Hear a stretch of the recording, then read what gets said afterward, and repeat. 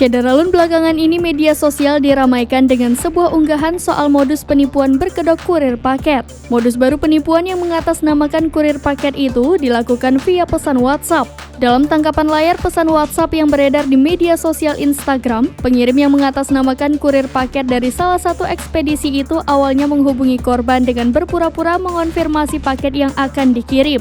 Ia juga turut melampirkan sebuah file dokumen yang disebut berisi foto barang. Namun, file tersebut dikirim dalam format APK. Korban sasarannya pun diminta untuk mengklik file tersebut.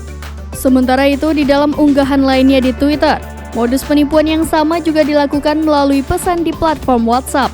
Pengirim juga turut melampirkan file dokumen cek resi JNT dalam bentuk APK. Penipuan jenis ini disebutkan bisa membobol isi rekening korban pengguna mobile banking atau M-Banking sehingga saldo korbannya bisa langsung ludes. Pihak JNT Express telah angkat bicara soal unggahan viral yang mengatasnamakan perusahaan jasa kirimnya. Public Relation JNT Express, Diego Prayoga mengatakan, pesan yang berisi tautan pengecekan resi paket JNT sebagaimana yang beredar dalam unggahan di media sosial itu bukan berasal dari perusahaan JNT Express. Diego menyebutkan bahwa JNT Express tidak pernah memberikan resi melalui link aplikasi ataupun meminta pelanggan untuk mengklik tautan atau untuk pengecekan resi.